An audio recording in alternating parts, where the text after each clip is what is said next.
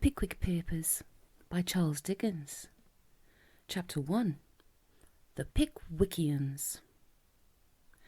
The first ray of light which illumines the gloom and converts into a dazzling brilliancy that obscurity in which the earlier history of the public career of the immortal Pickwick would appear to be involved, is derived from the perusal of the following entry in the Transactions of the Pickwick Club, which the editor of these papers feels the highest pleasure in laying before its readers as a proof of the careful attention, indefatigable assiduity, and nice discrimination with which his search among the multifarious documents confided to him has been conducted.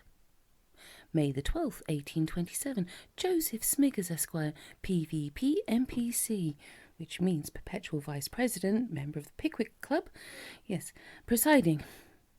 The following resolutions unanimously agreed to: that this association has heard read with feelings of unmingled satisfaction and unqualified approval the paper communicated by Samuel Pickwick Esquire, GCMPC, which is the General Chairman, member of the Pickwick Club, entitled Speculations on the Source of the Hampstead Ponds, with some observations on the theory of tittlebats, and that this association does hereby return its warmest thanks to the said Samuel Pickwick Esquire, GCMPC, for the same.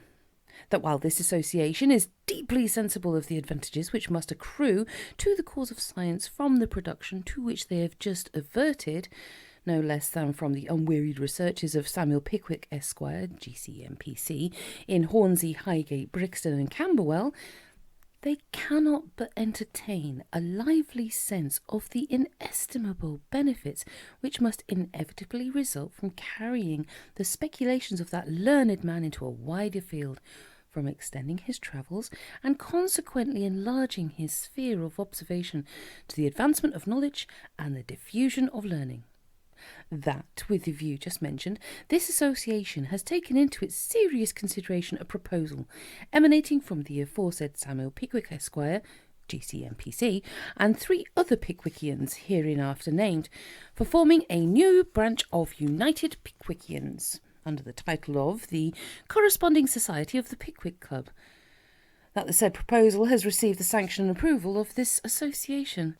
That the Corresponding Society of the Pickwick Club is therefore hereby constituted, and that Samuel Pickwick Esquire, GCMPC, Tracy Tupman Esquire, MPC, Augustus Snodgrass Esquire, MPC, and Nathaniel Winkle Esquire, MPC, are hereby nominated and appointed members of the same, and that they be requested to forward, from time to time, authenticated accounts of their journeys and investigations, of their observations of character and manners, and of the whole of their adventures, together with all tales and papers to which local scenery or associations may give rise, to the Pickwick Club, stationed in London.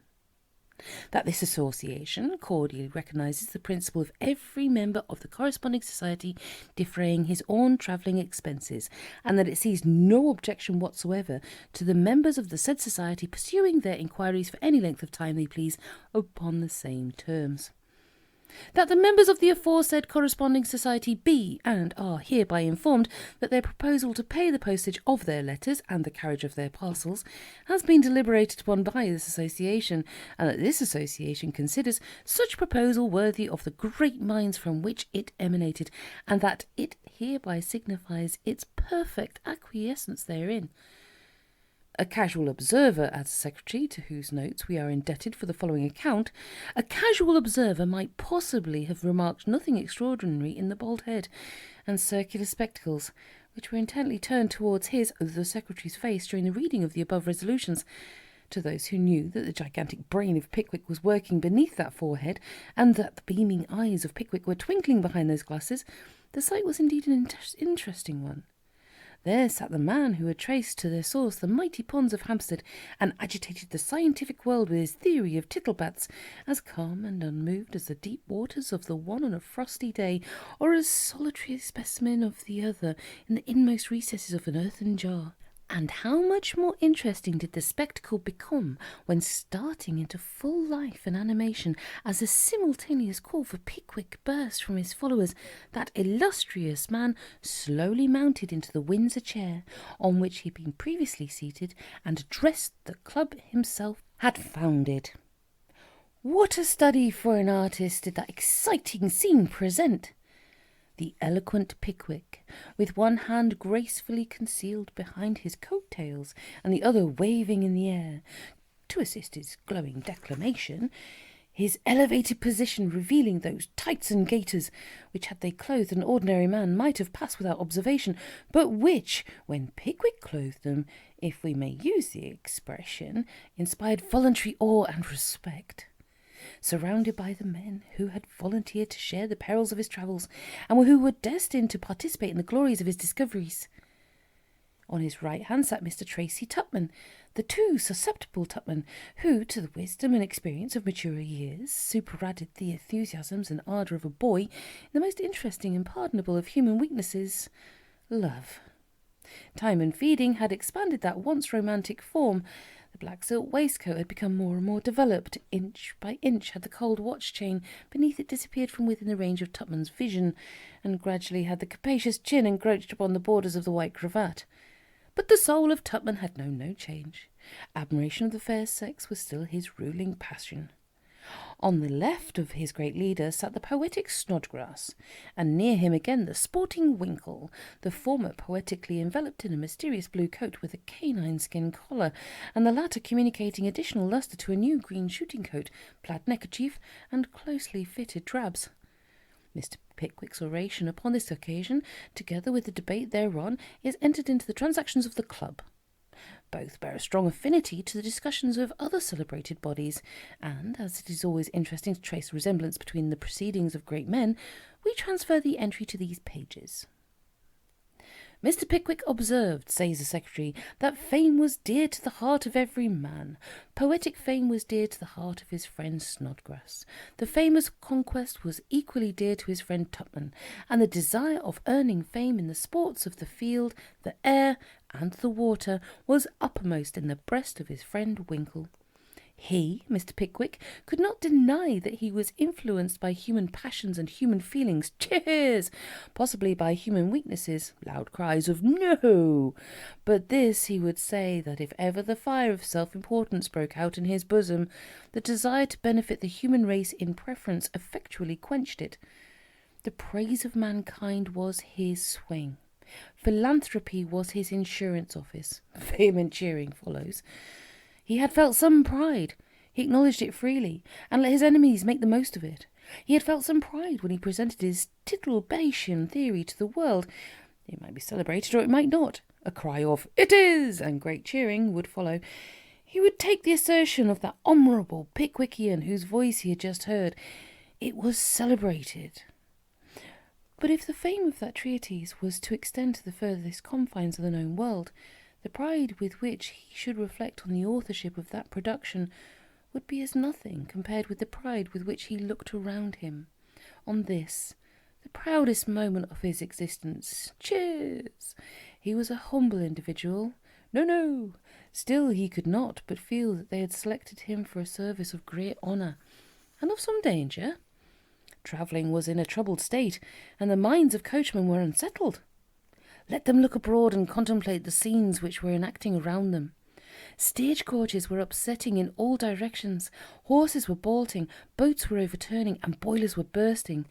There were cheers and voices of no! Let that honourable Pickwickian who cried no so loudly come forward and deny it if he could. Cheers followed.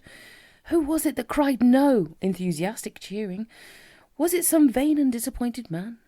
He would not say haberdasher, loud cheers, who, jealous of the praise which had been perhaps undeservedly bestowed on his, Mr. Pickwick's researches, and smarting under the censure which had been heaped upon his own feeble attempts at rivalry, now took this vile and calumnious mode of Mr. Blotton of Aldgate rose to order. Did the honourable Pickwickian allude to him? Cries of order and chair and yes and no, go on, leave off, and so on. Mr. Pickwick would not be put up to be put down by clamour. He had alluded to the honourable gentleman. Great excitement follows. Mr. Blotton would only say then that he repelled the honourable gentleman's false and scurrilous accusation with profound contempt. Great cheering. The honourable gent was a humbug. Immense confusion and loud cries of chair and order. Mr. A. Snodgrass rose to order. He threw himself upon the chair. Hear, hear. He wished to know whether this disgraceful contest between two members of that club should be allowed to continue. Hear, hear. The chairman was quite sure the Honourable Pickwickian would withdraw the expression he had just made use of. Mr. Blotton, with all possible respect for the chair, was quite sure he would not. The chairman felt that his imperative duty to demand of the honourable gentleman whether he had used the expression which had just escaped him in a common sense. Mr. Blotton had no hesitation in saying that he had not. He had used the word in its Pickwickian sense, hear, hear. He was bound to acknowledge that personally he entertained the highest regard and esteem for the honourable gentleman. He had merely considered him a humbug in Pickwickian point of view. Hear, hear. Mr. Pickwick felt much gratified by the fair, candid, and full explanation of his honourable friend. He begged it to be at once understood that his own observations had merely intended to bear a Pickwickian construction. Cheers burst out. Here the entry terminates, as we have no doubt that the debate did also, after arriving at such a highly satisfactory and intelligible point. We have no official statement of the facts, which the listener will hear recorded in the next chapter, but they have been carefully collated from letters and other miscellaneous authorities, so unquestionably genuine as to justify their narration in a connected form.